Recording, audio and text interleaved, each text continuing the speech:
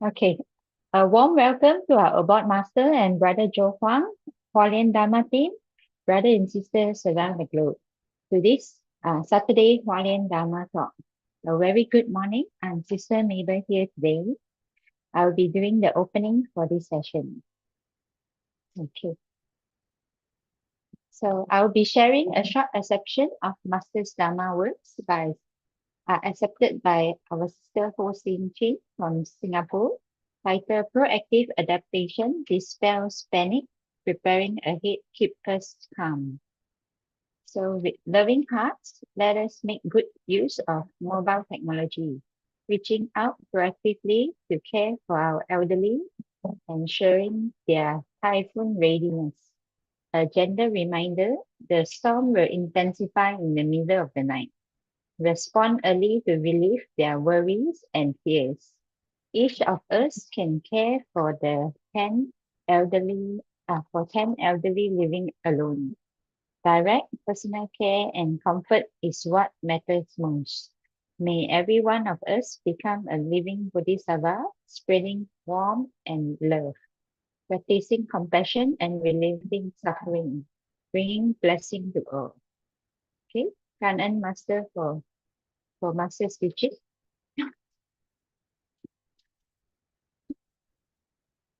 Okay, now let us send our sincere prayers into the 10 directions.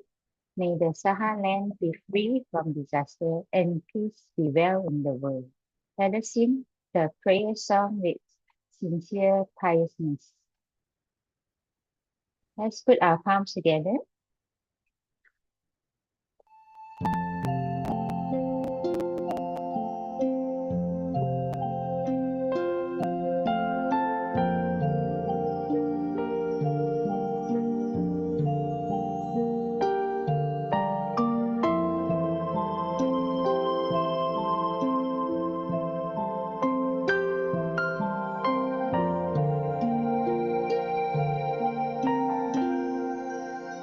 In my heart, I feel deep gratefulness. All my heart is filled with sincere prayer. From all corners of the world, let us join our hearts and pray for a world of harmony and peace. In my heart, I feel deep gratefulness. May all the Buddhas hear my prayer. All united with one heart, let us end our hate with love. May there be no suffering hereafter.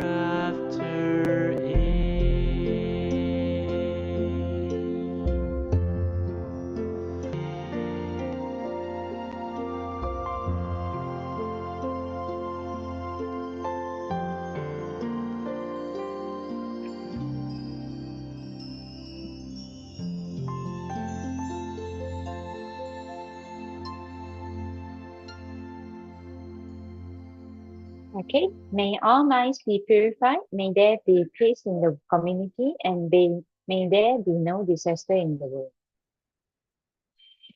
Okay, let's say the prayers for universal love and blessing. Palms together. with loving respect, gratitude, and confidence. Let us wish every person in our lives a healthy body, an enlightened mind, and total fulfillment in universal love. Now, let us expand this consciousness to include every person in the world, every being in the universe, and let us unify love, make this wonderful world even better. Let us all immerse ourselves in the joyful embrace of universal love. Okay. So, before we hear the wonderful sharing, let us invite our Dharma Master to lead us in paying homage to the Triple Gem. Let us pay respect for this teaching and explanation to Buddha, Master Cheng Yen, by making three sincere bows. Okay. Let's please rise, palms together. First bow, second bow, and third bow. And a bow to our beloved Abode Master who joined us today. Okay.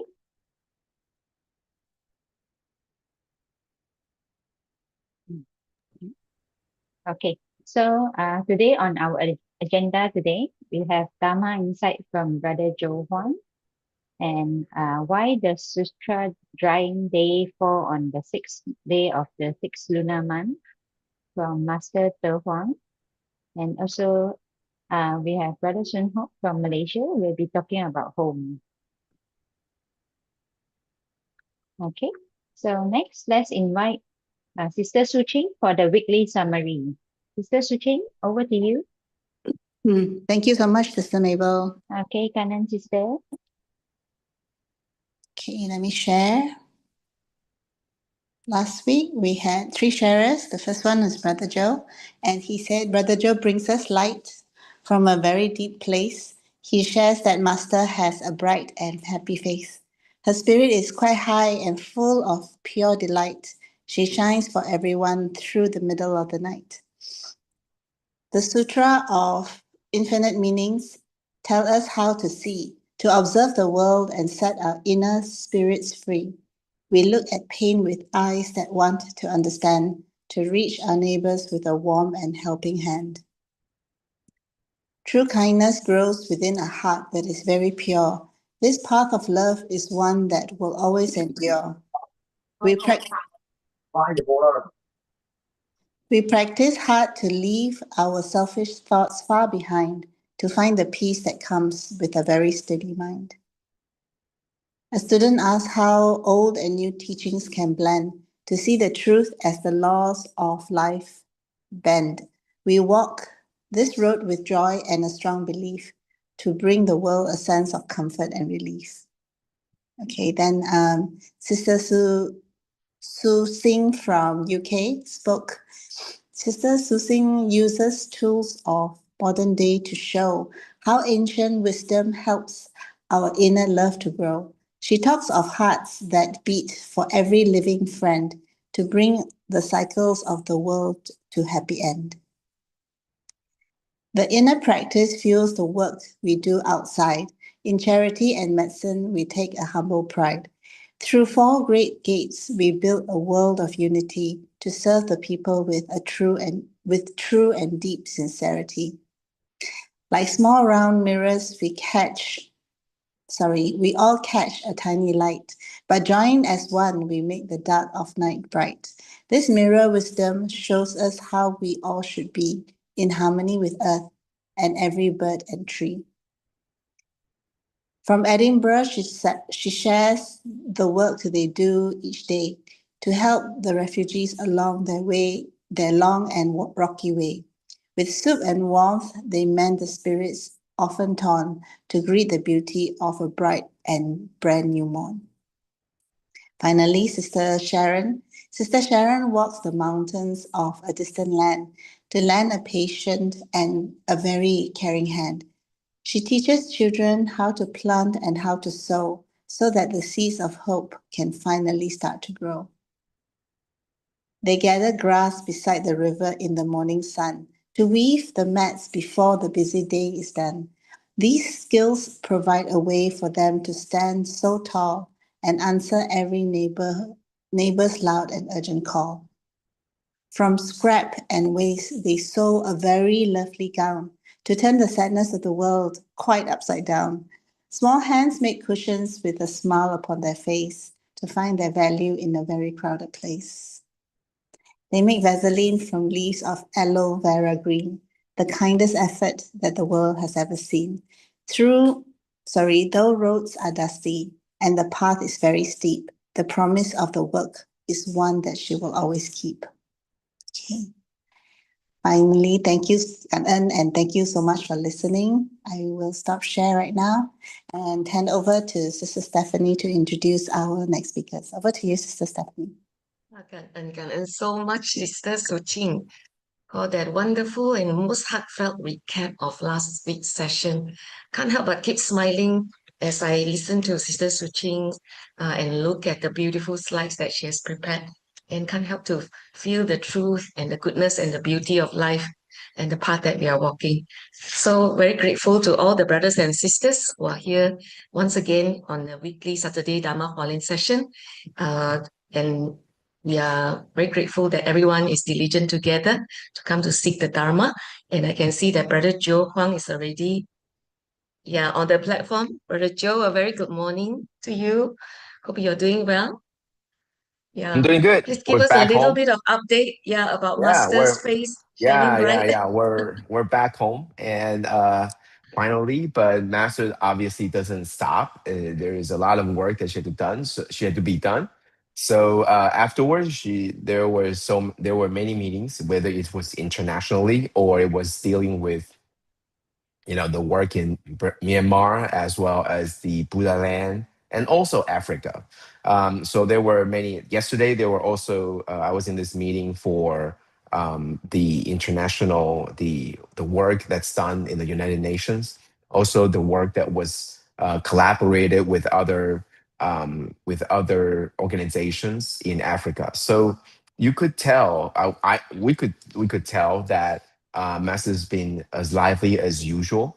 However, I still think that her time in Taipei it's the liveliest I've ever seen, and it's almost bringing back to the memory of 10 years ago. As I mentioned many times, that vibrance, that livelihood. But there's so many things. If you look back on yourself 10 years ago, I think we would be very different too.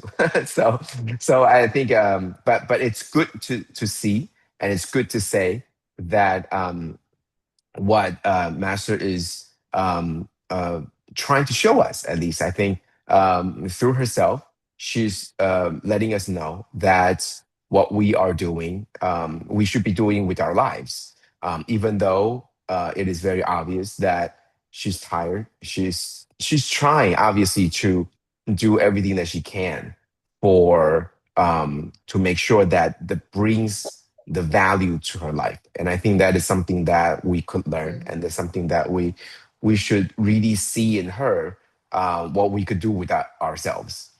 Okay, so So much. it's always good to be back, and I'm back in my old spot to share. So today we're continuing on the Sutra of Infinite Meaning. Thanks to Sister Suchin for the wonderful review. I think that it's always good to, as mentioned by Stephanie, that we're gathered to be diligent, because it definitely brings out this energy in all of us to have a gathering, and we are marching towards the same goal, which is diligence. I think if it's only by ourselves, the constraint or the push might not be as great. It might not be as as useful as we would like it to be. There are always excuses. There are always reasons where we can put it off. But when there's a group, it is always more likely that we're going to push ourselves forward. And also, after the day that I was back on last Tuesday, we had a book study So I was the presenter. And last week also Thursday, we had a book study that I was part of, and we were talking about the Sutra of Infinite Meanings. So I did my sharing, but the presenter, the Dharma master, the presenter, the share, the content really also gave me another perspective, another insight. So I think this is good in that if you are in your own understanding, you're sort of going deeper with what you understand. And that's not a bad thing. However, it is always good to be able to see different perspective. Not to say that you're going to change the lane or you're going to have different perspectives, but it's always good to incorporate different perspectives and different views on the sutra. After all, there isn't a right answer, and I think that's the whole core of the Sutra of Infinite Meanings. There's a lot of elements in the sutra or in the Dharma itself that requires the elements of people, the elements of mass, the elements of various different perspectives. And I think that is something that is important for us to move on from that. Okay, so we've been covering chapter 2, and I like to go through the sections very quick. So section 1 is asking the question, what should we do? Section 2 is the Buddha answering the question and saying that, giving a title to the answer, which is the infinite meanings. And then starting off with the first step, which is to observe. And I think this is very important. This is to observe the things for what they are. And last Thursday, when the presenter was presenting, it really gave me a different perspective, a perspective where what this actually means. So let me try to explain what I mean by this. So what are you observing? We are observing, as most of us are, we are observing with our eyes, with our faculties, right? With our eyes, with our ears, with our senses, right? We touch, we smell, we taste, we see, and we hear. So that's what we do. That's how we observe. But I think that the Buddha at the time was explaining to the disciples that those are not the only things that you observe with. There are more that we should take into account. And if we don't, then we would not understand what we're seeing. If we don't, then we will only be observing a very small part of what we can see. And so if you remember, there was a reference to the 10 suchness in the Lotus Sutra, and in chapter 2, and I really like the 10 suchness, where the Buddha laid out the 10 elements or the 10 different directions where we should understand all things. And the first 5 are the physicality of the thing. The next 4, the 10, right? So the first 5 is the physicality, what it looks like, what it can do, what its core elements are, what it's composed of, and what its bodily function is, and what it actually did. So there are these 5 that describes what it does, what it looks like, what it can do, what it has done. These are the things that we can see. And then the next 4 is your causality, your cause, your affinity, your condition, your effect, your result. And the last one is called, that last one of the 10 suchness is, this is the way it is, that the ending result and the cause are actually connected in a cycle. What it means is that what you have at the beginning is going to be what you have at the end. what you have in the beginning triggers what you have at the end. And this is the way it is. So the reason why I'm saying this is the observation is very important, that we observe with not just our faculties, but we have to also observe the cause, the condition, and the way things turn out. Okay. So, all right. So that's the observation. But there's a turning point that I mentioned, that when you observe objectively, you're going to have this feeling. You're going to have this feeling where something is happening to the person, to the object that you're observing, but at the same time that you understand that you could get through it. You understand this because you've been through it already, and you know how to get through it. And there's going to be this sense of um, sympathy, loving kindness, where you want to do something to help them. That's the sympathy. That is the compassion. There is the desire to want to help others. And I think that's the key difference between just observing for your own knowledge and observing because you want to help them. And so section 3 is talking about wanting to help them, relieving the suffering. And because you observe and you see the suffering and you have this sense of sympathy, you want to help them, you will continue to observe deeper. You will continue to want to help them. In section 4, it talks about this is the true unsurpassed honor and what is true. So last time I talked about, do we really know what is true, what is real?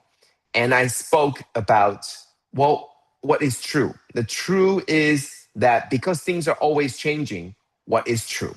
You are observing carefully all the time and you're humbling. Therefore, the truth, what you observe, is going to be as close to the reality as possible. Now, this is what I said last time, but I now have another interpretation or deeper interpretation, is that because you observe selflessly, because you have this purest intention, there's nothing involved. You're not trying to gain any benefit. You're not trying to profit from it. You're not trying to get anything out of it. All that you're trying to do is you're trying to help the others. You have this sympathy. You have this compassion. You have gone through this problem before and you solved it. So you want to offer your help. That is your purest intention. That is what you're trying to do because you've gone through it yourself. You know the pain, and therefore you would like to try to, others get through this as well. So that is your purest intention, and that's what you're trying to do. That is true, right? This intention is very true, and that's what you're trying to do.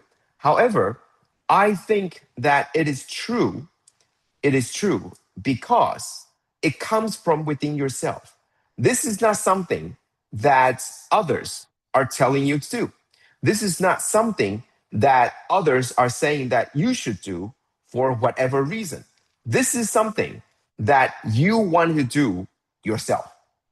Okay? And I wanted to sort of go through why this is important. Because a lot of times we're doing things that is not our own will. We're doing things because we're pushed to do it. We're doing things because if we don't do it, something not good is going to happen. And truthfully, being in the group to be diligent together, that is something of a push that is not your own. Okay, so let me try to rephrase that again. A lot of times you're doing things because it's what's required of you, but it's not your own. You didn't want to do it. You only do it because it is something that you should do. And I think that while that is not a bad thing, it is still not you. For example, waking up early in the morning so that you could attend the morning sermon. It might not be an act of your own. This is something that if you don't do it, that others will, look on you with unfavorable ideas. with sites that would not be positive. And therefore, because you want to hold up your own image of being diligent, that's what you do. There are a lot of things that you do that are not something that originates from yourself. And that is very true to all of us, right? Sometimes all you want to do is to, lie in bed, for example. Sometimes all you want to do is to eat something that you shouldn't be eating. For example, that donut that is sitting over there that feels very enticing. And you only don't do it because of the restraints that is around you. Now, what this section is talking about is that what if this is something that is what you wanted to do? What if this compassion that comes from within yourself, it is an act of your very own? This is something that you go in deep within yourself, and that is something that you want. That is something that comes from within you. That is something that you truly are desiring to do. And that is the right thing. And I would think that is from the Buddha nature. That's why I really believe that deep within yourself, we all have this Buddha nature. We all have this compassion, this loving kindness that is hidden deep under from all the desires, from all the different restraints that we have. But it's there. So when you see someone that is hurt, that comes from within yourself is you're not thinking about making money. You're not thinking about doing anything. There is no one around to point at you and say, if you don't do it, you're a bad person. There is no one around to applaud you for doing what you think is right because you're doing the right thing. It's just yourself. It's a very act of your own. This is what I wanted to try to bring out. What is true? There is nothing pushing you. There is nothing holding you back. It's just yourself. The truest, the purest form of yourself. I believe that is the Buddha nature. It comes from within yourself, and you wanted to do it. You wanted to drive forth to do this. For example, there's something that is pushing you. There's no more constraints. It's just yourself wanting to do it. And when that is the case, it becomes true. It becomes real. It becomes something that can self-sustain.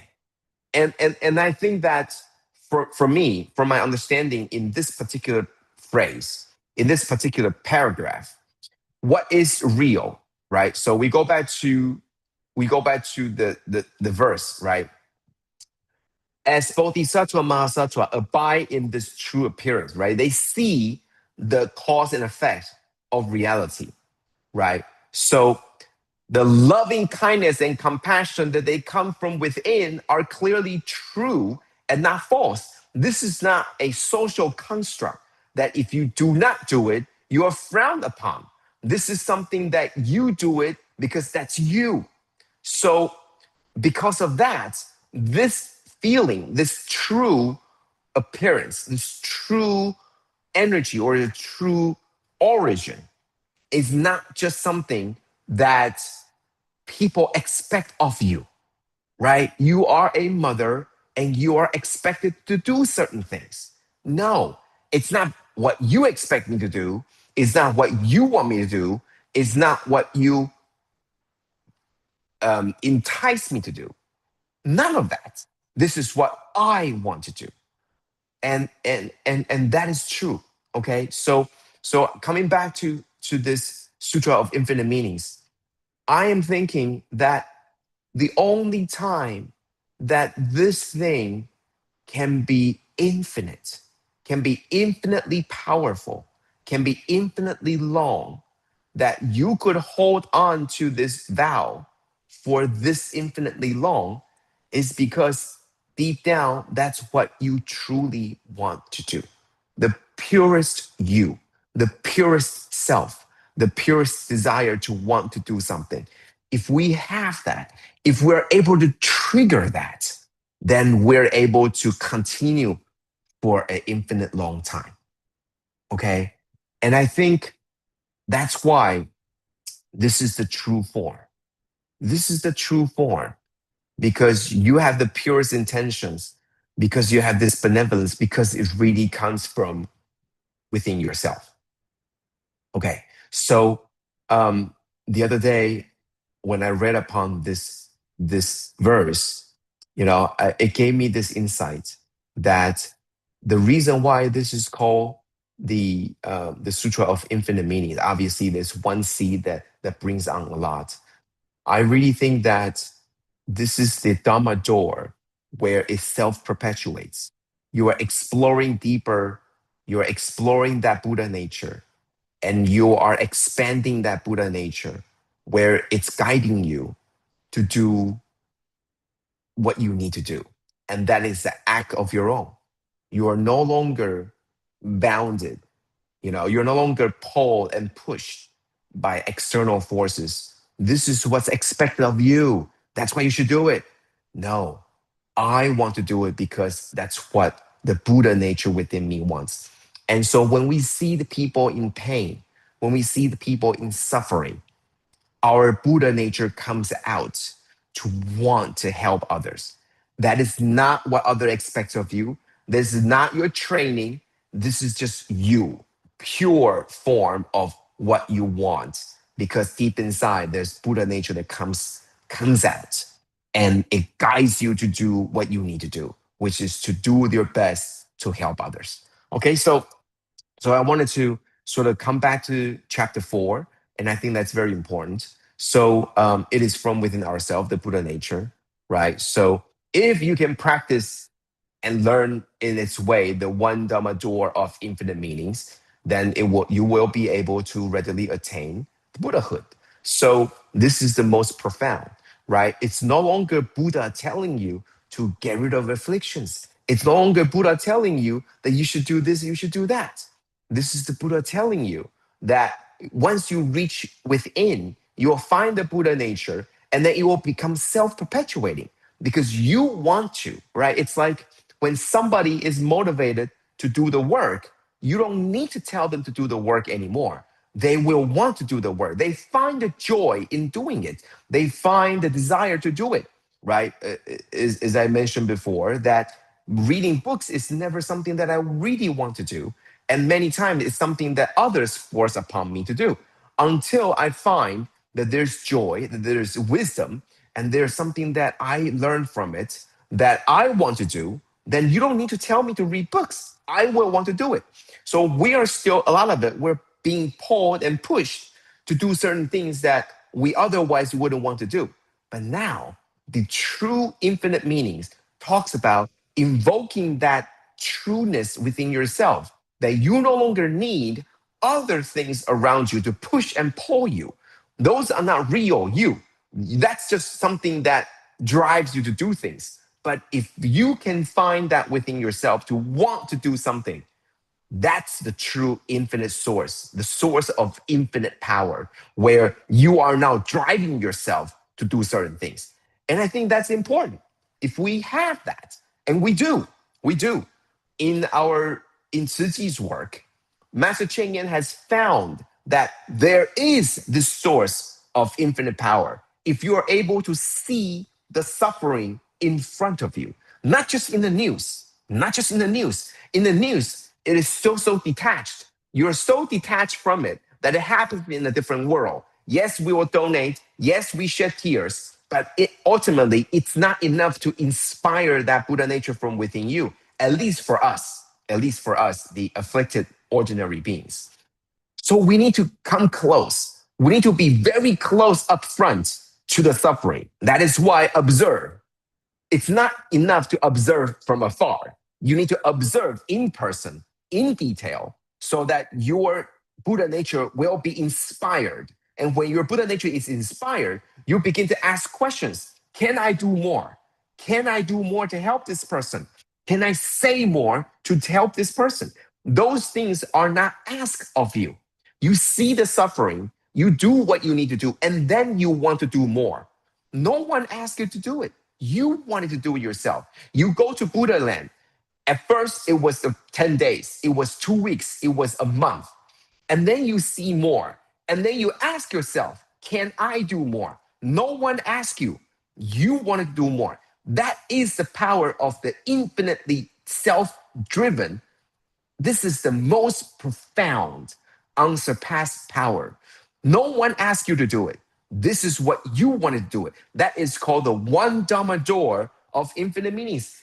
When you are driving yourself to want to do more, no one asks you. It's not the Buddha, not Master Cheng Yen, no one else. It's you asking yourself, can I do more? That is the key. So you go to the Buddha land, you see this family, you are giving them what they need, and then you ask yourself, can I do more? No one asks you, right? Why? Because something within you comes out. That thing drives you to want to do more for them. That's self-perpetuating. No one asks you, you want to do yourself. So I think that the Buddha was talking about this.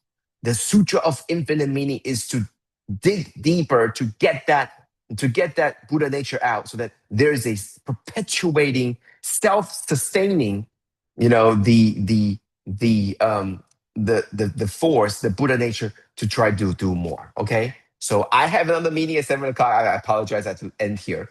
But so thank you. That's my sharing for today. And I hope that we get a different meaning about what infinite meaning is. And I really think that it's infinite meaning to talk about, to drive within you to go further, self-perpetuating. All right. Thank you, and have a wonderful, wonderful weekend. Thank you.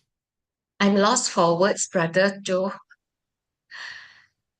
because I think what you have, I'm really so grateful that you go so deep with us, and it really shatters very deeply into just now into our heart. I think for most of us, I think maybe what your words did is make us quick in many ways.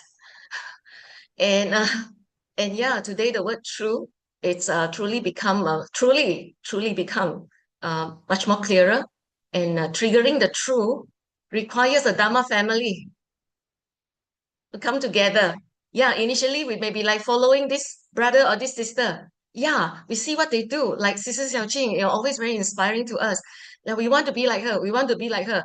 Then we have the discipline. We gain the resilience, and we also practice the restraint. And we dig deeper and deeper into ourselves, and then we self-perpetuate. So we accomplish each other on this path. Thank you so much, Brother Joe. Thank you so much for sharing such deep insights with us today. We are always forever grateful. And I know you have to go. But before you go, please, can you allow us to take a photo with you? Okay, can we all open up our video so that we can take a picture with Brother Joe before we let him go? Okay, all right. So I shall. Okay, who will help us? Sister Mabel, can you help us? Cảm ơn.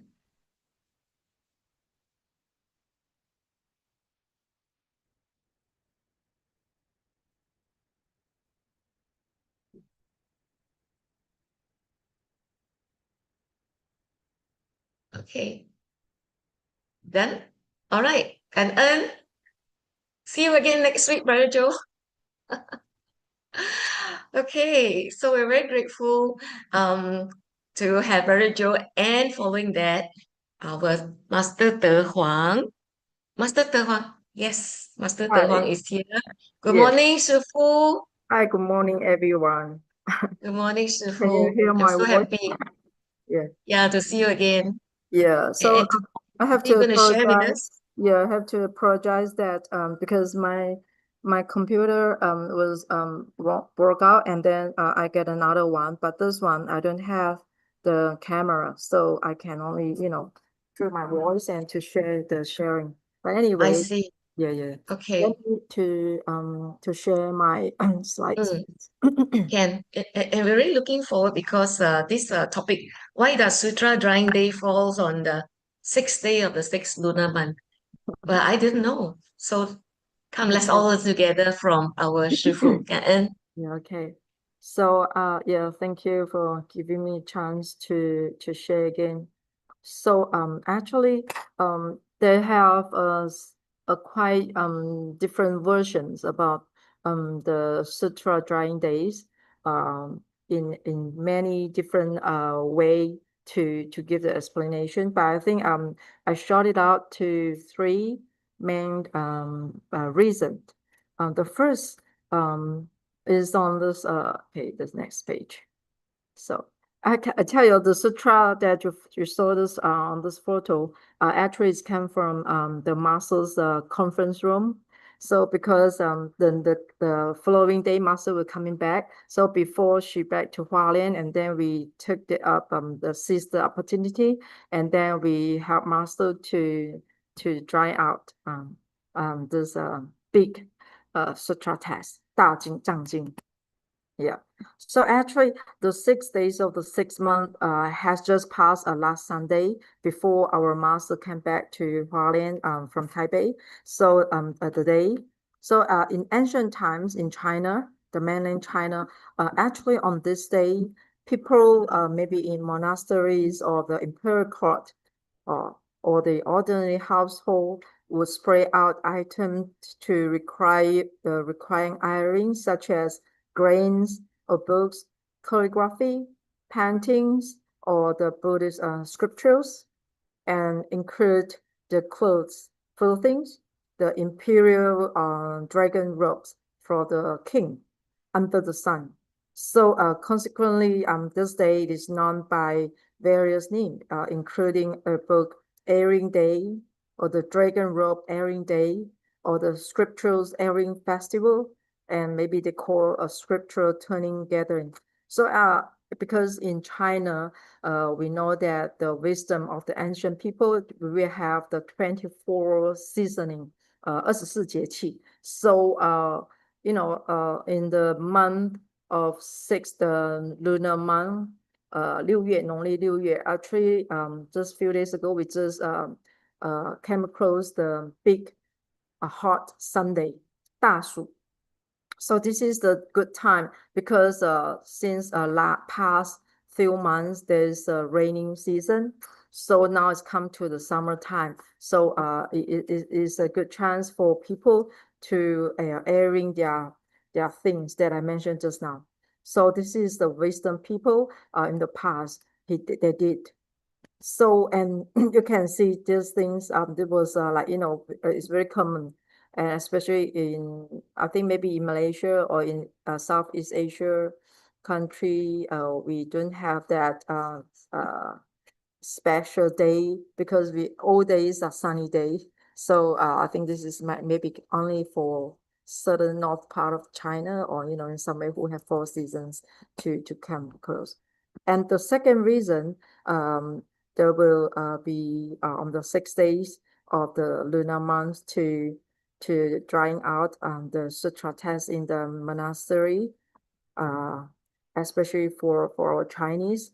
And I think there's also the legend linking to this custom for the Tang Dynasty, monk, 玄奘 monk, 玄奘法师. So this is said that upon the master Xuan Zhang returning from his journey to the west to fetch the scriptures to collect all the sutras from the Buddha in India, in Nepal. He accidentally in the middle and halfway, he accidentally dropped the text into the water on the exactly the day of 6 days of the 6th lunar month. And then what happened to him was like he hurriedly retrieved the sutras that who fell on the water, and then he aired them out to dry, and thereby they're giving rise to this tradition, because we know that the sutra being the Dharma, the Buddha Dharma come from the Buddha is over 2,500 years ago. And then it is not merely the weight of the paper or the ink, but is embody the resolute vows of the eminent monks, like like 玄奘 or like 那个 by our master, Instant Dao Shi, and all those patricians, all the 历年大师, throughout the ages, and then who they are very brave, came through many hardship, or they sacrificed themselves for the sake of the Dharma. Go to the very long journey and just want to get the teaching back to China. And they have, this is like, I think is reflecting on how these sages, all these ancient people, they are endure so many obstacles, maybe like they came across World War II or the natural disasters and their lives of the displacements to preserve the teaching during the chaos society in the past. So it's not easy to preserve this very cherished the precious text, for the generation for us. I think this is like ensuring that they never lost any single words of the text from the Buddha. So they're very cherished. I think this is like we have to be thankful for that we're able to be very easily and can very peacefully to chant the sutras or listen to the Dharma and to cultivate our practice wherever we want to. So I think this is not easy that, like, just like Brother Joe, he gave us the the sharing about the infinite meaning of the sutra, and he, explained. And the wisdom that he gained for, I think, not only from master, only, but also from the text, the Sutra of the Infinite Meaning, the book that he wrote countless time, and then he do countless sharing. So this is how he gained the wisdom, and then he can able without, I think he can very, very freely to speak what he want to do, and because all the contents is in his mind, because it's already deeply planted in his heart. So I think this is the very powerful of the sutra that if you complete to understand. So now this is the annual events happened. We will do every year on this day at the Jinsa Board. Look at this picture, and I think this is the very past. I can show you some past photos that what we have done before. Yeah. So here in the past, our masters, they will use the wooden boards. The originally used at the monastery in the early years, they use this wooden board to sun dry the beans or the job stills, because we have different kind of multigrain powders. So this was the thing that we reuse since that we have already get to the semi auto machine to replace the roasted. This was like 以前他们是用太阳晒，now half semi product, or maybe now it's come to the automatic machine to dry out, to roast the beans, all those things. So in the past, our master, they very cherished, and then they use the wooden boards for other purpose. And here is I think I don't know where it is. I think maybe it should be somewhere in front of the Jinsa board, that now maybe the empty space. Yeah, I think there must be the area that we will see later on. Yeah, this is quite different view. Yeah, and this was I think the photo, it was talk about 2005, maybe it's about 21 years ago. Yeah, and you can see the books, the sutra. Yeah, and the books collections in our monastic mini study room on the second floor, only for our monastics master. Yeah, and then they also will dry out, through to save the space and the journey. So this is how they did. Yeah, wherever there's a space, there's a sunlight can touch, and then they will place on it. Yeah, and include this area this was behind the main hall. Before this, I think we haven't built the main hall yet, the Zhutang. So this area, the area that you see, there was the main hall at the back, of the main hall. So now the third floor, where there was our memorial hall for the Venerable Grandmaster Yingshun, 施公纪念馆 on the third floor, where the beside left and right side of the building, there was our master's dormitory, 就是我们师父的疗房，左右南北the south and the east we call. So you see the books, because our Venerable Grandmaster Yingshun 导师, he loves study very much, and then he collects a lot of different name of the sutras. And then, even until now, we still keep the the bookshelves inside a lot of the 大藏经. So Sangren, she will keep very properly, the area. Just reserve and for, I hope that maybe next time in future, maybe some of you might get a chance to visit it if they, there's a lot. Yeah, some people will be able to visit the 施公纪念馆. Yeah, we not often to enter to walk in, but yeah, we will. So there was, I think that during the pandemic period time, and there was about maybe last year or 2 to 3 years ago, where our master, during the process on signing, dry up the books, each book have to be maybe like try to, in certain time, we have to turn the pages by pages and to remove the dust and to let it sun dry for maybe half an hour or an hour. It depends on how strong the sun is, how hot. And then to prevent the mold, the reason is to prevent the mold and for the prevention for the insect infestation. Yeah. So, and you'll see every volume of the scriptures is guarded by the so-called the Dharma protecting deity Skanda Bodhisattva, Weituo Pusa. He have a vow, he want to protect the temple.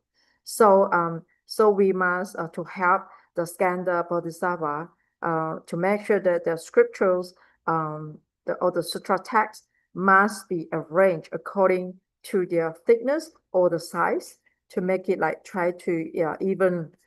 The reason was if the scriptures are placed randomly, like 随意放哈, the Skanda Bodhisattva must use his physical to support the books to prevent them falling to the ground. So he is bound by his grave vow to hold them up for as long as they remain in that precarious position. So if we don't place properly, I mean the Hufa, the Weituo Pusa, the Skanda Bodhisattva will try to hold the books very not easily. So we want to relieve his burden. So we have to be placed nicely. So out of the compassion for the Skanda Bodhisattva and a desire to his desire to protect the scriptures and the safety for the monastery, the temple. So he will take a great vow to take care. So our master also want to carry a great care to arrange all those texts, the sutra text neatly and in accordance with the proper, directions. Yeah. So, and this is the day last Sunday, the photo that you see, the books, we it was a sunny day. Yeah. And the Hualien, the day, it was cloudless. And I think,蓝天白云. Yeah, I can say not cloudless. It has to be like sunlight above the area in front of the Jingsi boat. And then after, and the long table were already neatly arranged. After we have finished our breakfast, everyone would coordinate, and then we will work together, and then to wipe the table and then dry out the table, and then we started to to take out the books from the bookshelves. And then this is like our masters. Yeah, the scriptures were respectfully or the reverently removed from the bookcases one by one according to the position, whether it's on the east side or the west side, 东班 or 西班. So we have to be make sure they pass along in order to be spread out onto the table for airing. So we have to do some mark. So just like this was the book, the sutra text from 上人会客室, the conference room, the meeting room. So right before the masters, on her bedside, 上人座位后面那个书柜. So we seize the time before master come back to the abode the day earlier. So we also try out the sutra. So each level of the cards, there is a mark beforehand to indicate the scripture's original location. This is the first west, first layer, second layer, like 西班, 西义, 西二, or 东, or maybe the east, or maybe in the middle, 中一, 中二. So, they have small notes and then to take. So just to make sure that after they're very meticulous planning, our master who she will make sure that after we want to return back, and all this book will be easier for them to facilitate their return, to the right position, not to get wrong, not to mix up. And this is what happened on the day in the board. So, and this is the new one, and our master De Xiu, she have a very full insight where she helping one of the one who helped to transfer, the books from inside to outside. And then she say the weight of the sutra held in one's hand, 那个书的重量, whether the volume, the book is large or small, it embodies the mission and the vows of the ancestral master for the past throughout the ages, to just want to propagate the Dharma from the Buddha. And then she say, we as a disciple of master at the Jinse Boat, she say we must carry on master's teaching vows as well for Buddhism and for all the living beings. And then to ensure the Dharma lineage endures from generation to generation. This is what the words came from her. And then she said, regardless of the time required and the distance to how long we can be traveled. and this is like what she gained her insight. She found like this is like we're passing this Dharma from generation to generation, and we have to be cherished. So in summarize, I think the words that I get it from her.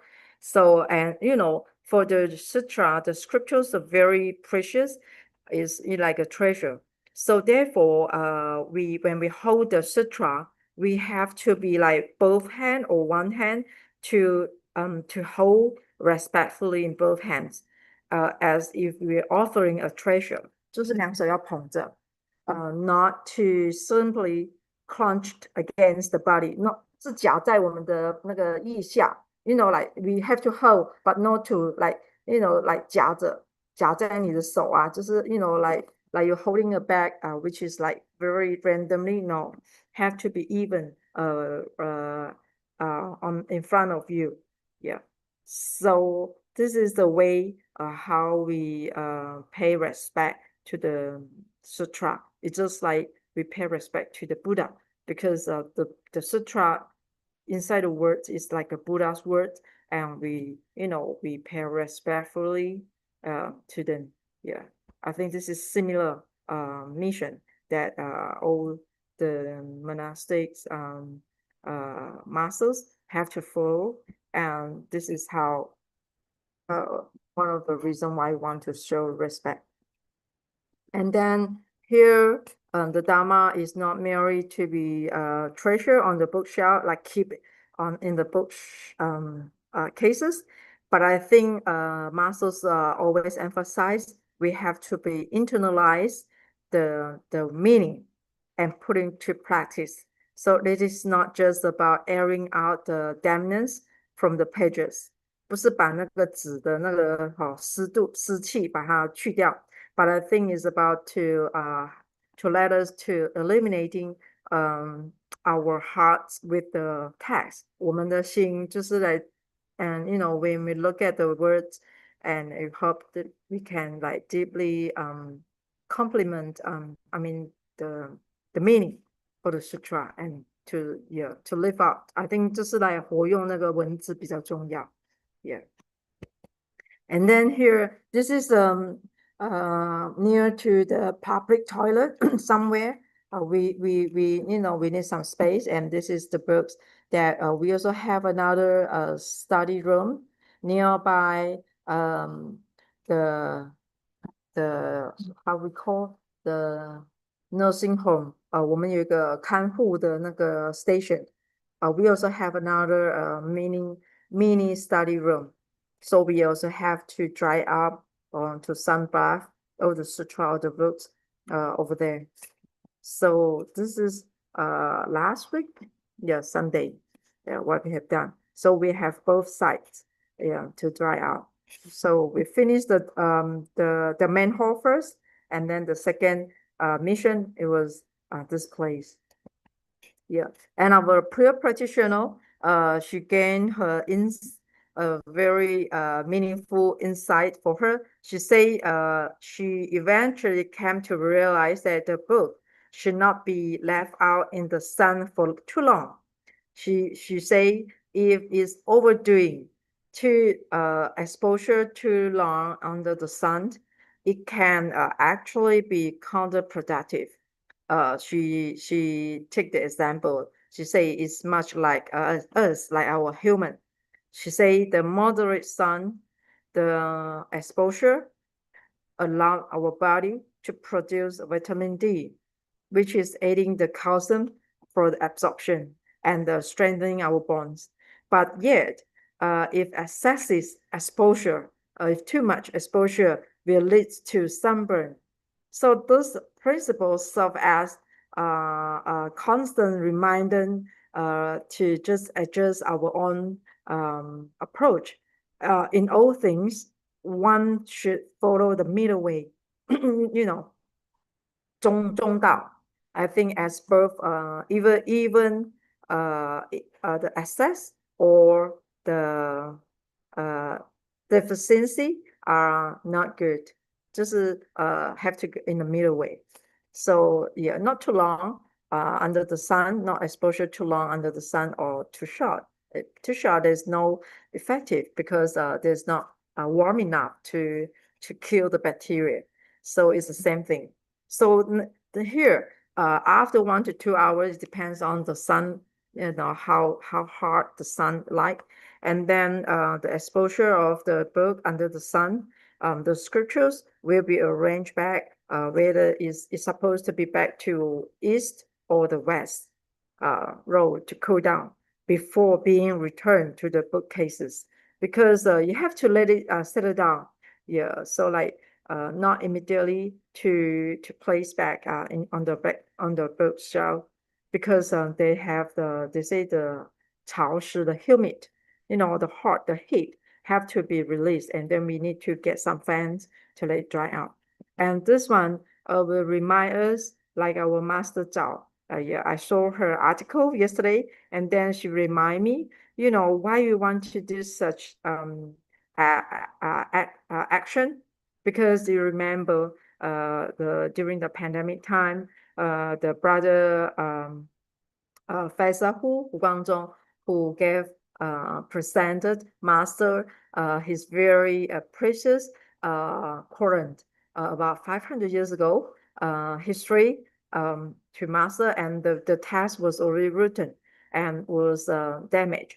And then master was sent to restoration for the Taiwan National Library to do the restoration, and it took about maybe a year or 1 to 2 years to complete. So, and master, she very cherished all the single words from the text who teach us to do good thing. So, when Master she come to her, she very not only pursue on spiritual practice in her early years, she also, when she left home, she only carry this very important for her life, the Lotus Sutra with her when she left home, when she wanted to find what is the the Buddha's path. So I think this one it was just like Master she very cherished. And then during I think it's about 2023, about 3 years ago, Master she entrust the Taiwan, the National Central Library of Taiwan, with their restoration skillful. And then Master she stating say it was through the sutra that she cultivated her wisdom life. Masters showed this Lotus Sutra to them. She say the sutra that will cultivate her wisdom life, carrying it with her along about 60 years, more than 60 years ago. Yeah, now that this Master say the tangible treasure 有形的宝财has suffered damage. And then Master say she hope that we can continue to preserve it and here to just like we preserve our wisdom life. So she want to make it restoration. So because the professional restoration staff, from this Taiwan library, they report to Master say that during the restoration process, they found the sutra volumes, the 7 volumes, to be severely damaged, affected by the insect damage or the mold or the heavy soiling. So additionally, the process of they use a different way to method to try to preserving the original text, just to limit the damage, And then I think it took about 2 years. On 2025, on July, it was last year, the restoration of the 7 volumes Lotus Sutra was complete, and they presented to Master. Master was deeply moved, and she expressed her profound gratitude for the Bodhisattva, the Huang, who make this possible, make it impossible to become possible. And then Master say the wisdom life, the life of wisdom has been restored. Yeah, I think this is the words that Master she very happy that she 慧命回来了. I think this is now it's similar like we have to be, very cherish all the single words. So for us, maybe we look at the sutra. If we don't have wide wisdom, we might think that this is useless. This is only the words. What can it help us to make a better future? We cannot understand. But for the wise person like Master, she knows this is very, very cherished. It will help people. Can you imagine for only this 7 volumes of the sutras, she can spend her whole life and to help countless people's life and to cultivate the wisdom for people. So is impossible because can you imagine that if you holding these books and you can do such a great mission and benefit to people? So for me, I can't. Even though until now, so I can't. Even though now you want me to give preaching for any sentence of the Sutra, I cannot do it. I honestly to say frankly to tell you, I think I still have a long way to practice my diligence. So this is very important. And now the third reason why we're held on the 6 days of the Lunar. There's another story where it was saying maybe some people they not mentioned exactly what the text, but here I finally look at this and I heard that some of our masters they mentioned the books. It was about the Lotus Sutra, a legend story on the 6 days of June. because the sutra in the monastery was set in the sun, where, you know, I mean, they say there's a long ago, there was an official, 公务人员, who was a Buddhist and who sincerely recite the Lotus Sutra. He was able to memorize the first three because since they have 7 volumes, so he can memorize the first part, the 一半, 3 to 4 volumes, but he can very quickly, easily, and without forgetting any single word for the very beginning, like 三前段. Yet he could not remember a word for the last 3 to 4 parts. So out of puzzle, he went to seek the advice of an enlightened master, and the enlightened master will look into the official's past life and say to him, he said that in your past life, you were an ox who was sent to the monastery to be liberated. 就放生在那个院. On the 6 days, exactly on the 6 days of the June, in Lunar month, the sutras in the monastery were set in the sun to air, so they would not become moldy or be eaten by worms. 就是不会蛀虫哈. So you happen to lumber over and sniff one of the copies of the Lotus Sutra. You know, they have 7 volumes, and happened to this ox. He was sniffed by his nose, and then but because he only sniffed halfway, not complete the rest of volumes, so that's why you are able to memorize the first part, not the last part. So because the official was still rather skeptical, he was asked if there was any proof of this. Yeah, and then the enlightened master told him, behind the monastery is the grave of the ox. There was a buried there. It was how to say, buried there, and it was written very clearly on a white cloth. And if you don't believe, you may dig open the grave and see for yourself. So and this officer, he asked again, how did I become a person? Asked the officer. And then the master, he said, through the merit you established by blowing the field, 耕田. In the past, you were ox, and then for the monastery, and by sniffing the Lotus Sutra.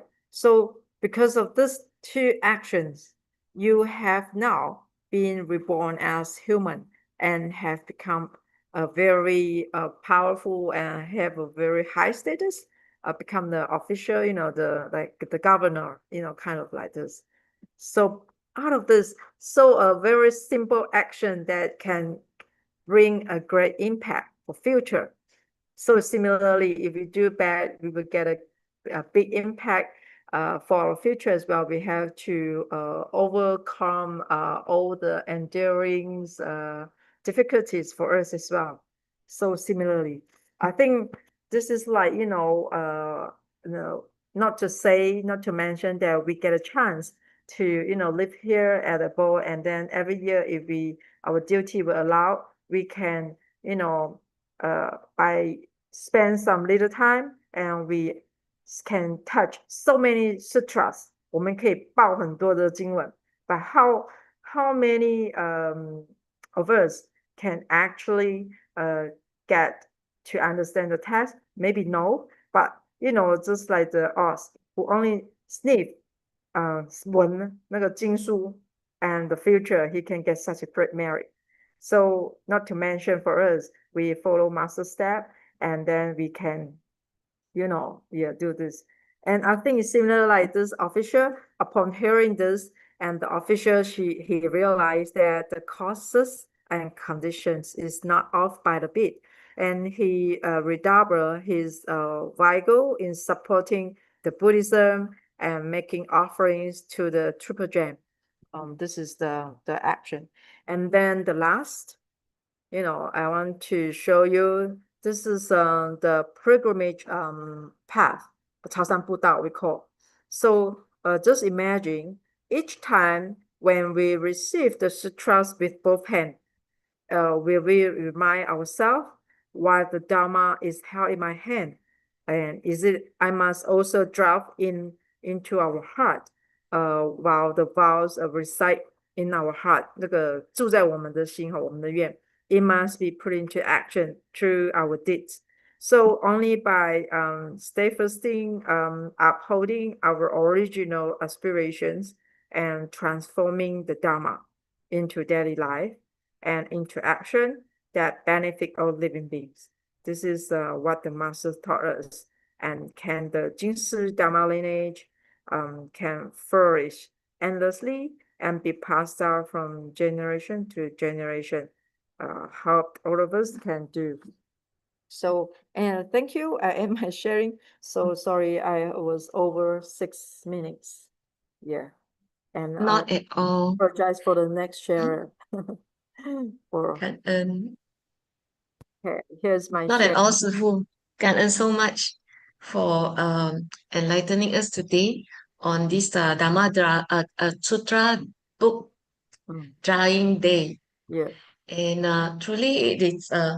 I didn't know about this. Pardon my ignorance. But with the Sư Fu's sharing and guidance for us just now, we truly realize the importance of this reverence and cherishing each and every word or teachings of the Buddha. Just like just now, we saw the 8 volumes of the Lotus Sutra upheld by Master and able to benefit countless people. Yeah, so truly we are very grateful for Master Huang benefiting all of us today with this topic. Cảm ơn so much, Sư Phụ. Thank you. And I have to go and for my second duty, I have to go to the farm. Yeah. I To understand. We hope to see you again, Sư Phụ. Yeah, okay. Thank you. I do Yeah, hope that I and can, frequently come to join this so that, yeah, still the same, my mission. I want to improve my English. it is already very, very good, Sư Phụ. Okay, Thank you. Hope cảm you ơn nó. guys have a good day. See you. Have a good day, Sư Phụ, and all at the abode. Yeah.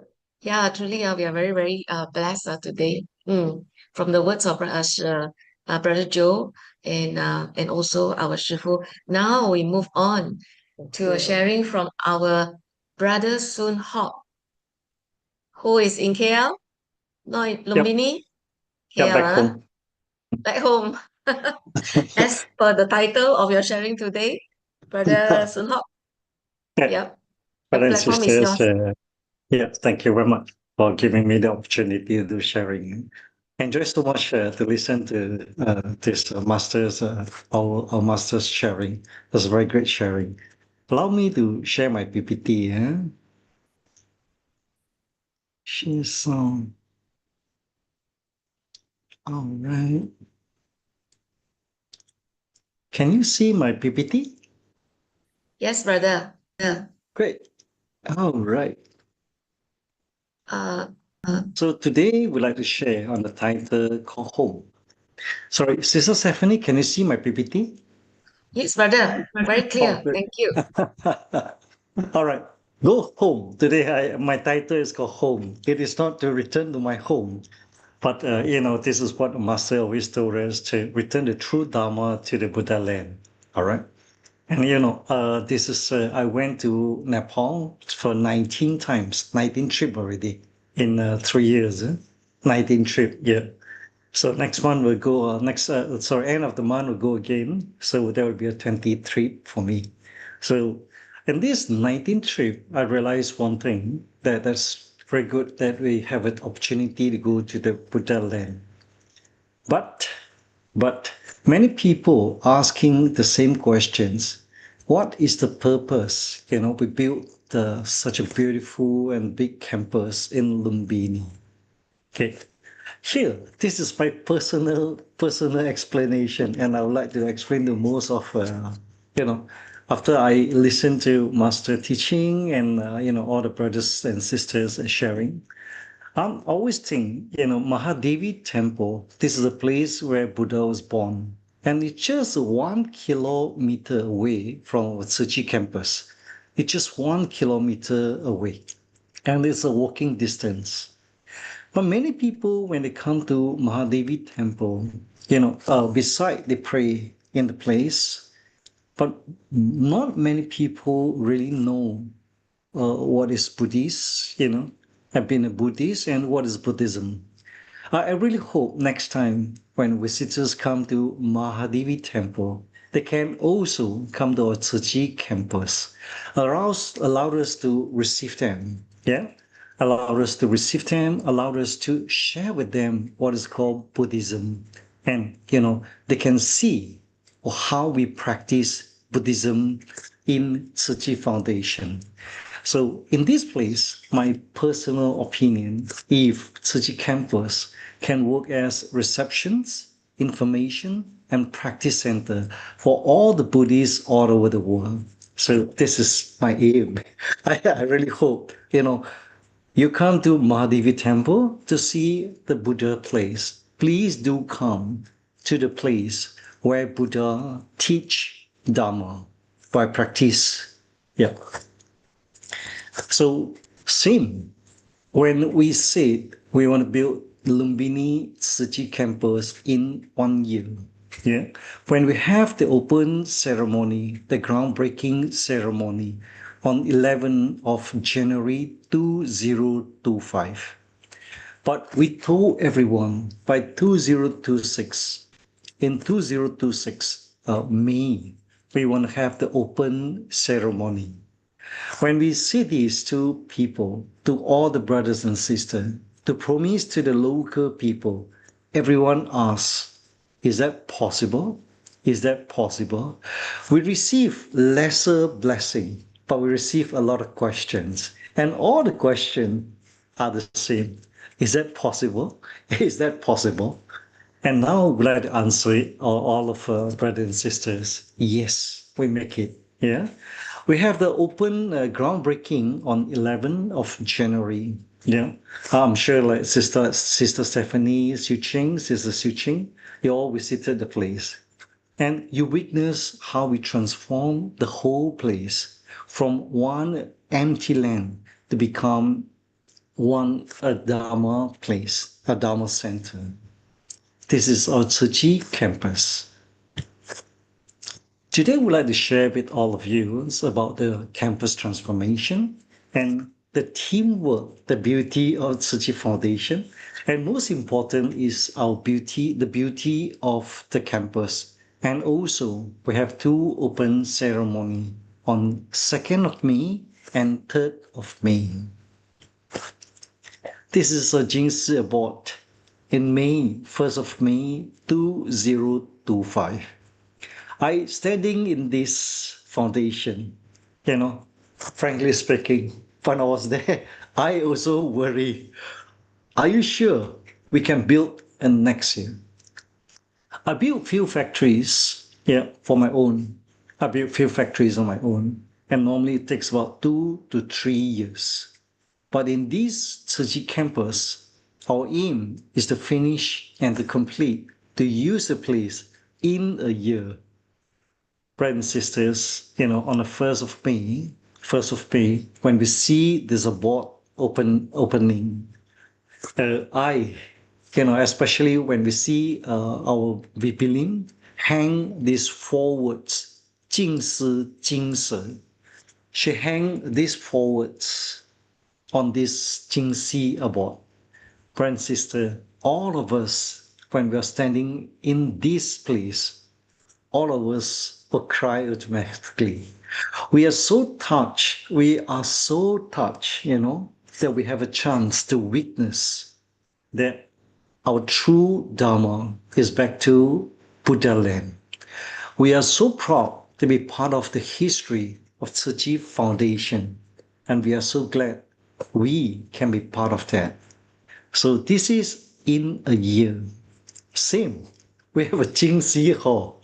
Brother and sister, this is in March, 13th of March, when I took this picture. When I took this picture, a group member asked me the same question. They say, Brother Sun Ho, are you sure we can complete the place? You know, because it is almost 2 months. It's 2 months away, less than 2 months. You know, are you sure? You know, by the time the answer is so firm, everyone know. Master always told us, as long as we have a vow, we have the strength. We must use that strength to do it. Yeah. I remember these contractors. I really appreciate all the workers there. You know, they work from 6 o'clock in the morning until 11 o'clock at night. In some day, they even work until 1 a.m., 2 a.m. in the morning. Yeah. Can you imagine? This is the hard work of everyone. Yeah. Within such a short period, we make a miracle. Same.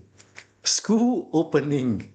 I remember our brother CEO, Brother Chi Feng, the CEO there, was so worried. He said he can't sleep, he can't eat, because they need to get students. They plan to open the school opening. It's supposed to be on 4th of May. Yeah. But this is only less than 2 months away. How to make it? We don't even have a proper floor. The floor still looks like this.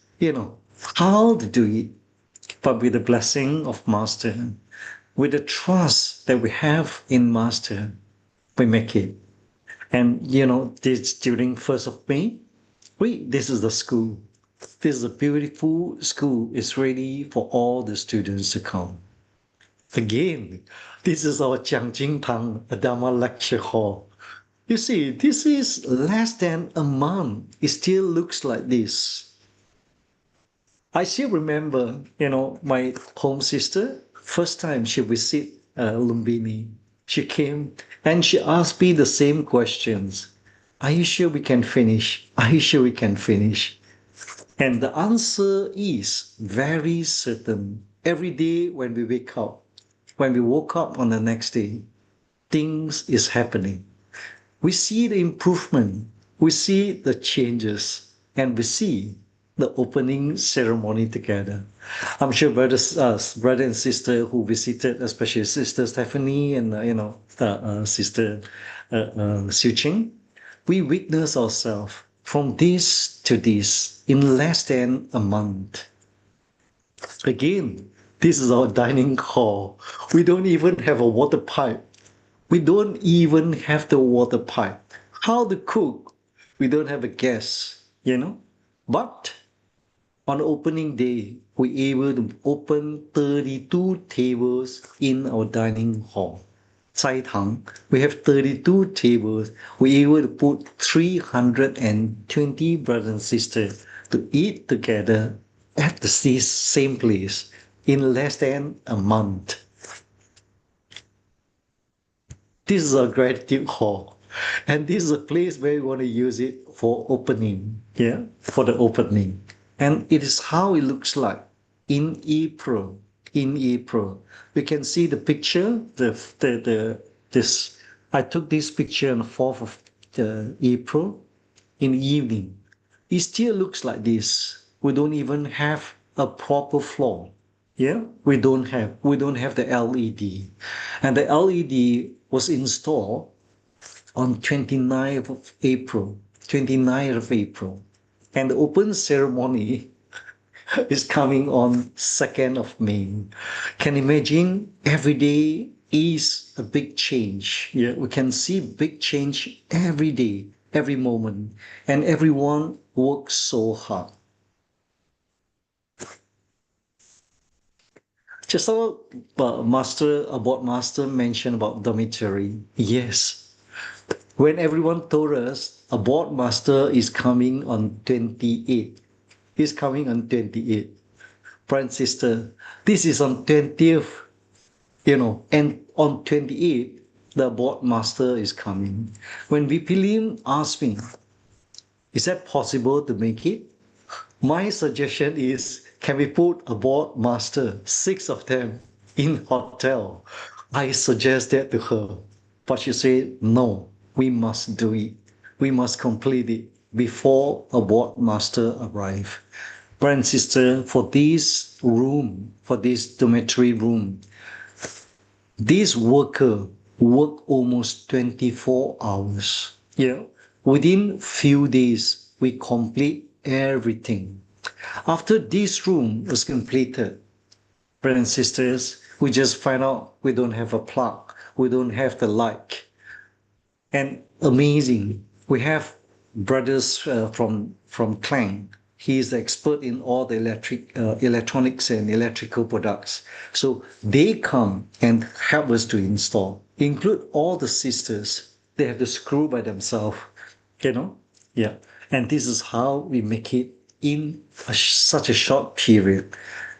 When a board master arrived on 28, I still remember we installed the basin, but we forgot to put the water hose. Yeah.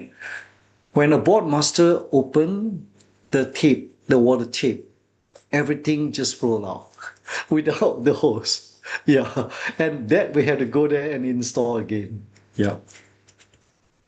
This is our Fa Huo Po Tao, the Lotus Sutra pathway.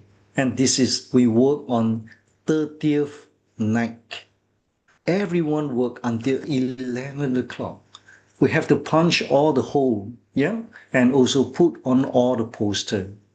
But on 2nd of May, this place is really the place where we can share what we do in Buddha land to the public. And this is where we can share our Dharma to the public. Brothers and sisters, this is the beauty of Tzu Chi campus. The whole building tell the Dharma. Every part of the world, every corner of this campus tell the Dharma. And for information, this green area was designed and do by Brother Guo Chai and the team, like Brother Tung Hua, Brother Atu. They all make it happen. These all green area, yeah, we make it ourselves, and it's so beautiful. How we do it, I always were happy every time when I open up our Sutra of Infinite Meaning, the first page. Yeah, on the first page, thus have I heard, at one time the Buddha was staying in Ratchagil on Gurjkuta with an assembly of bhikshus, 12,000 in all. I went to Gurjkuta before. The place is so small. To put 100 people, it is also like very difficult. How to put 12,000 people? And there were also 80,000 bodhisattva and mahasattva. Where they come from? How they come? They all had their own vehicles. They were heavenly beings, Naga, Yaksas, Garudas, and so on. You have Bhiksu, Bhiksunis, Upashakas, Upashikas, all present. Brothers and sisters, when I see this sentence, and when I see what happened in the campus, when we need people to do cleaning all over the place, in Lumbini, from different villages, we have 13 villages there. Yeah, these people, they come from different villages. In total, about 500 of them come to help us to clean up our campus. And we have a brothers and sisters come from Taiwan, come from China, come from Singapore, come from India, come from Malaysia. We fly. Yeah, we fly. Some use Garuda, some use, Nagas. I fly by using MES, MAS. Same. These people, all the volunteer, it is just like what wrote in Sutra of Infinite Meaning. We come from nowhere and we come from somewhere with only one purpose, to make Tzu Chi campus a place to return the true Dharma to the Buddha land. And this is our mission. You know, every time we fly to Lumbini, we will call our brothers and sisters who stay in Lumbini and ask them, what else do you need? What else do you need? Every time we will bring a little more, a little bit more, a little bit more, you know. Everyone have the same thoughts. And especially this time, they need a lot of other things for decoration purpose, for food, for dinner, you know, everything. You can imagine in my trip, we have 18 of us. We have 18 of us. We carry 543 kilos in our luggage. Yeah. 543 kilos. Yeah. We had to pay extra for 180 kilos. But when you do good thing, it's always, yeah, we receive a lot of good blessing. The airline know that we go for Lumbini to do some good deeds. They say, okay, the extra luggage is free of charge. You know, especially when we fly from Kathmandu to Lumbini, everything is free of charge. And this one in the counter of Bati Air, they charge us half. Yeah, we have extra luggage is about 140 kilos. They charge us about 70 kilos only. But from Kathmandu to Lumbini is free of charge. They say you come to help people in Nepal. We cannot charge you money. Everything is free of charge because we wear our uniform. Yeah, they don't know us, but they know our uniform. They say you come to help our country, so it's free of charge. You see, this is our trip. This is our trip. Everyone have the same thought. Bring a little more. I really admire, you know, the way our brothers and sisters from Taiwan, they have showed us very good example, especially from Bibi Lim and also this our Lim, yeah, and another Lim. Two of them, they told us they are 80 years old. They are 80 years old, but the work start from 5 o'clock in the morning and always work until late night, until 9 o'clock, even 10 o'clock. You see, like Brother Si Kwan and Sister Chingin, in normal day, you see them very soft. But when they come to help, you know, to carry this, to carry that, even have to do the painting work, they can do it non-stop, few hours non-stop. They are the real Bodhisattva and Mahasattva. They are really a real model for us to learn, you know. Especially these four people, I really admire them, you know. At the age of 80 years old, they work non-stop. They have showed us the best example to learn. And also, all the brothers and sisters, you know, from this place, on the next day, we see become like this. Yeah. I see brother sisters Stephanie, I see sister Xiu. Yeah. Every day we work non-stop. And this is what we say the most beautiful part of Tzu Chi campus in Lumbini. You see, all the sisters, if it's too heavy for one person, 3 person carry one. Brother and sister, this cabinet, we have to carry 3 floor, up to 3rd floor.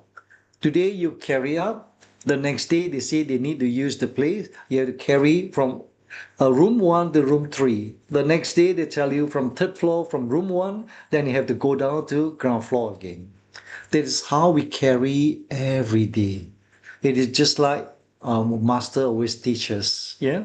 Women have to work like the man. The man have to work like King Kong. Yeah, King Kong. This is 250 kilos and we cannot find a forklift There's no forklift. If you have to get to rent a forklift, it's very expensive and it take like 7 days to arrive. You know, these all the boxes come from Taiwan all the way. We had to carry by men, really using manpower, 250 kilos. Brother and sister, we have total about 6 of them. We have to carry one by one. Same. Like what I mentioned, we don't have enough manpower.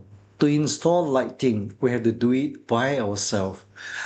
The stairs is not, the stairs is not tall enough. We had to put double up. We had to put a box on the bottom and hold by 4 person, and 1 person go up to install a light. Same. Our sisters have to climb up and down just to clean up our kitchen. Our local is the same. Our local volunteer, they see, at first they say, not possible. When we ask them to carry the chair, they say, not possible. We can't do it, it's too heavy. But when they see our sisters do it, most of the sisters is 50 and above. Some is even 60 and above. They can do it. That's how they carry. They follow. We don't have a lot of equipment. We don't have enough equipment. This is how we make. Yeah, this is how we make by using cotton box. Yeah, for welding.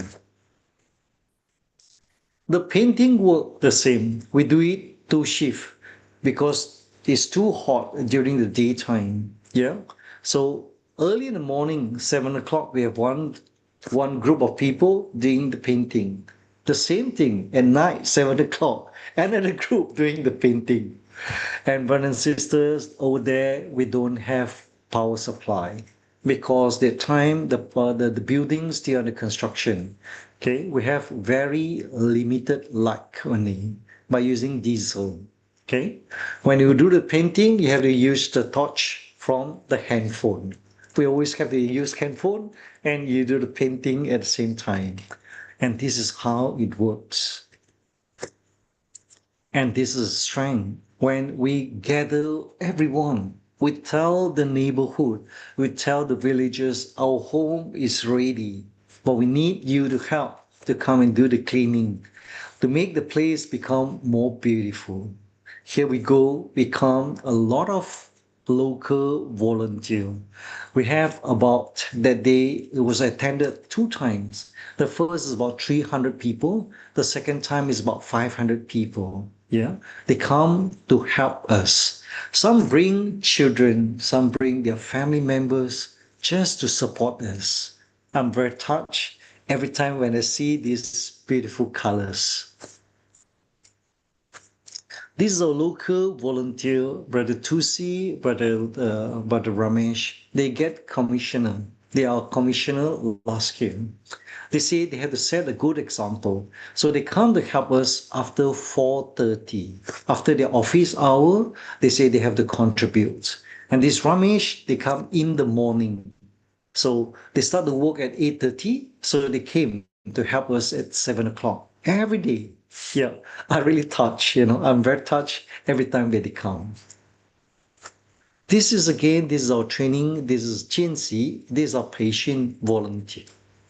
They said they also want to contribute. The same thing, our Jianxi, our intern volunteer, they come. They always say, this is too heavy, I cannot carry. This is too complicated, I cannot do. I can do what I can do. The easier way is to take out the grass. Yeah. Brother and sister, beside the challenge of time, running out of time, the building and the construction, and also the cleaning, we also have a test from a weather. When we reach there on the 21st of April, the temperature is 42 degrees. Many brothers and sisters got a heat stroke. Once they got a heat stroke, you have to stay in a hotel, rest, or even go to hospital for dripping. Yeah. Many of them I think at about more than 10. Yeah, more than 10. Because temperature is very, very high at 42. Yeah. So it's very easily to get heat stroke. But the weather keep changing. We can see we even have a hailstone. Yeah, we get an ice cube free of charge. I remember I collected this ice cube and put in a glass, and we try to drink it with coffee. It tastes good. It really tastes good. Brother and sister, you can see this is what we get. This is all the hailstone that we collected, and it drops in one of the days. After the hot day, it comes with the strong wind and heavy rain. So we are so worried. The rain, I think, is on 28th of April. Very heavy rain in the middle of the night from 2 o'clock onwards until the next morning, 9 o'clock.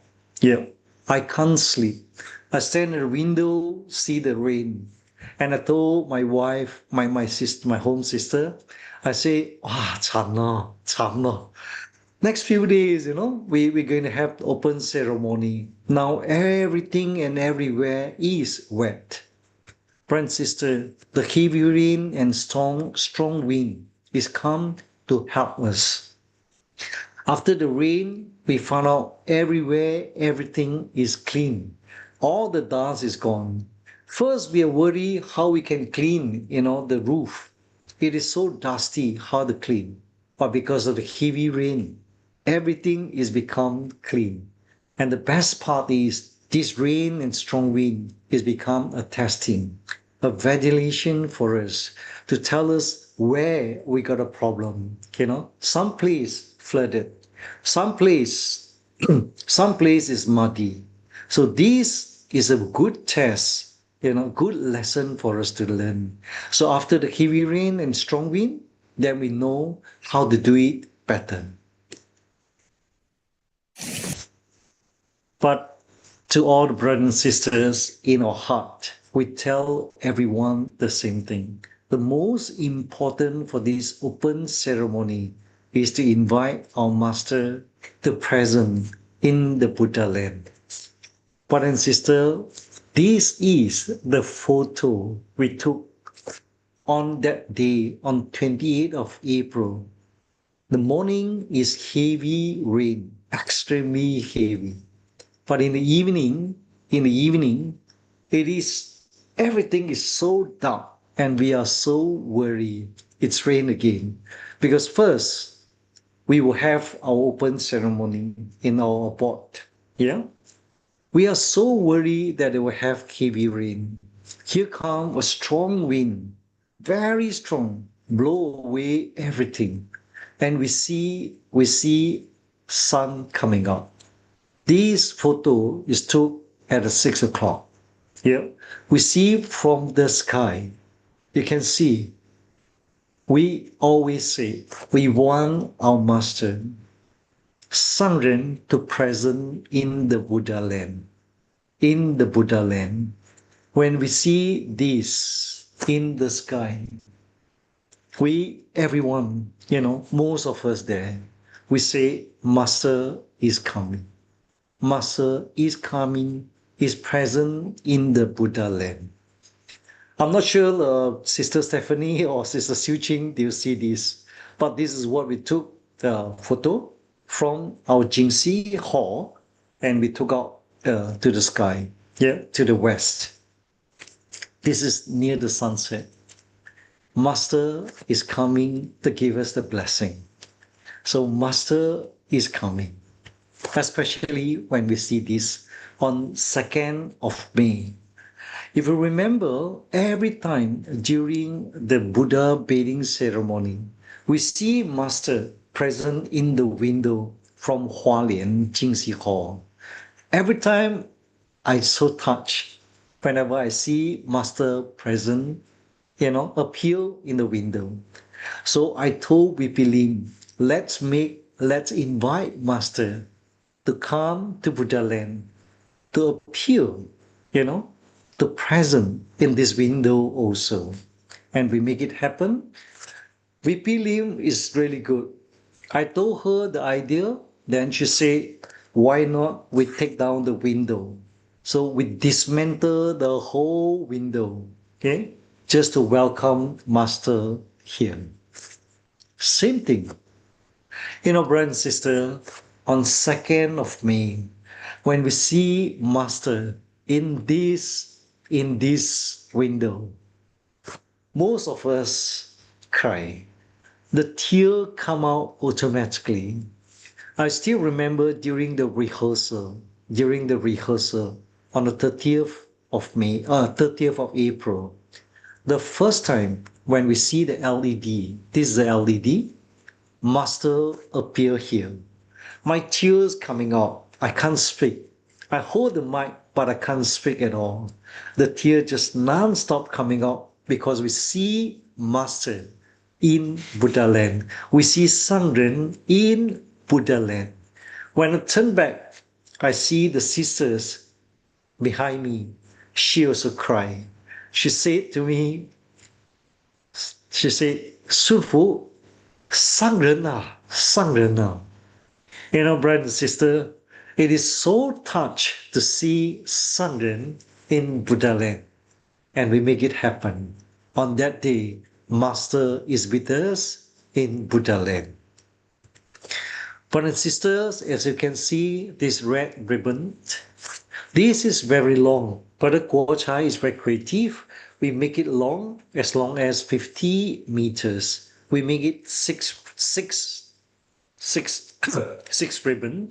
We want to make sure everyone here we receive and we have chance to hold. This ribbon is not hold only by the BIP. It is not, but it's hold by each and every volunteer, no matter it's overseas or local. We want to make sure this ribbon is 传承净思法脉. Yeah, we want to make sure this ribbon represent our 净思法脉. Yeah. So, brother and sister, thank you very much. Thanks for the time. Can end. Sister Stephanie, I pass it back to you. And so much, Brother Sunil. Go on for a while.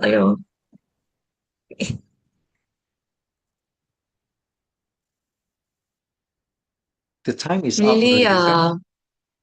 very heartfelt, and for us to see all this again, it brings tears to my eyes. And all the things that you have said really help us, those especially who were not there.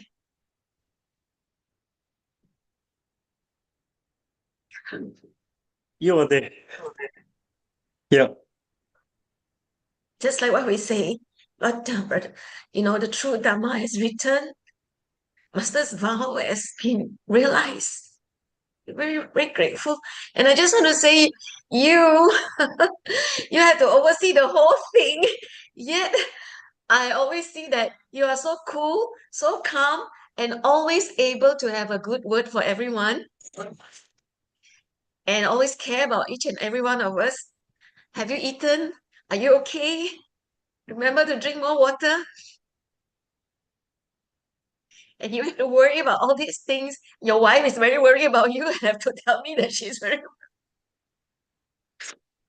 But truly, all is in good affinity because we have a great Dharma family.